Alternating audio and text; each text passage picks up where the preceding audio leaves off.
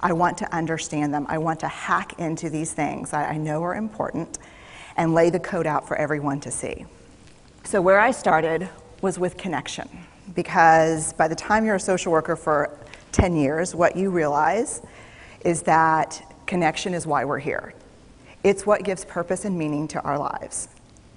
This is what it's all about. It doesn't matter whether you talk to people who work in social justice and mental health and abuse and neglect. What we know is that connection, the ability to feel connected, is neurobiologically, that's how we're wired. It's why we're here.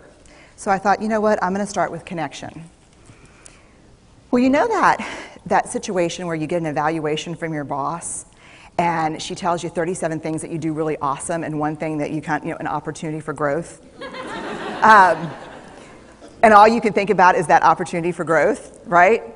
Well, apparently this is the way my work went as well, because when you ask people about love, they tell you about heartbreak. When you ask people about belonging, they'll tell you their most excruciating experiences of being excluded. And when you ask people about connection, the stories they told me were about disconnection. So very quickly, really about 6 weeks into this research, I ran into this unnamed thing that absolutely unraveled connection in a way that I didn't understand or had never seen. And so I pulled back out of the research and thought, I need to figure out what this is. And it turned out to be shame. And shame is really easily understood as the fear of disconnection. Is there something about me that if other people know it or see it, that I won't be worthy of connection? The things I can tell you about it, it's universal. We all have it. The only people who don't experience shame have no capacity for human empathy or connection. No one wants to talk about it, and the less you talk about it, the more you have it. What underpinned this shame, this I'm not good enough, which we all know that feeling, I'm not blank enough, I'm not thin enough, rich enough, beautiful enough, smart enough, promoted enough. The thing that underpinned this was excruciating vulnerability. This idea of, in order for connection to happen, we have to allow ourselves to be seen, really seen.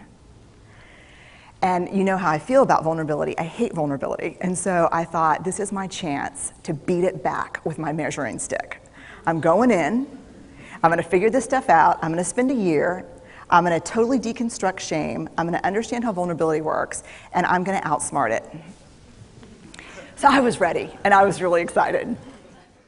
I wrote a book, I published a theory, but something was not okay. And what it was is that if I roughly took the people I interviewed and divided them into people who really have a sense of worthiness, that's what this comes down to, a sense of worthiness.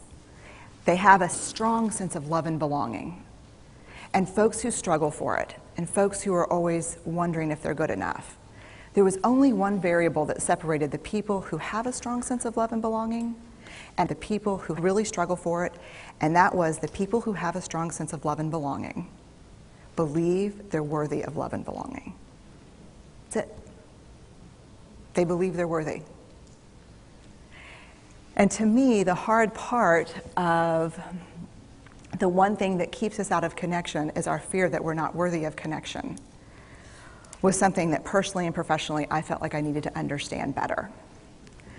So what I did is I took all of the interviews where I saw worthiness, where I saw people living that way, and just looked at those. What do these people have in common? And I have a slight office supply addiction, but that's another talk.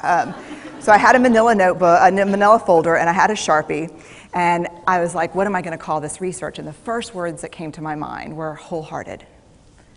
These are kind of wholehearted people living from this deep sense of worthiness. So I wrote at the top of the manila folder, and I started looking at the data. In fact, I did it first in this in a 4-day, very intensive data analysis where I went back, pulled these interviews, pulled the stories, pulled the incidents. What's the theme? What's the pattern? My husband left town with the kids because I always go into this kind of Jackson Pollock crazy thing where I'm just like writing and going and kind of just in my researcher mode. And so here's what I found. What they had in common was a sense of courage. And I want to separate courage and bravery for you for a minute. Courage, the original definition of courage, when it first came into the English language, it's from the Latin word cur, meaning heart. And the original definition was to tell the story of who you are with your whole heart. And so these folks had, very simply, the courage to be imperfect. They had the compassion to be kind to themselves first and then to others, because as it turns out, we can't practice compassion with other people if we can't treat ourselves kindly. And the last was they had connection, and this was the hard part, as a result of authenticity. They were willing to let go of who they thought they should be in order to be who they were, which is, you have to absolutely do that for connection. The other thing that they had in common was this. They fully embraced vulnerability. They believed that what made them vulnerable made them beautiful. They didn't talk about vulnerability being comfortable, nor did they really talk about it being excruciating, as I had heard earlier in the shame interviewing. They just talked about it being necessary. They talked about the willingness to say, I love you first. The willingness to do something where there are no guarantees. The willingness to breathe through waiting for the doctor to call after your mammogram. The willing to invest in a relationship that may or may not work out. They thought this was fundamental.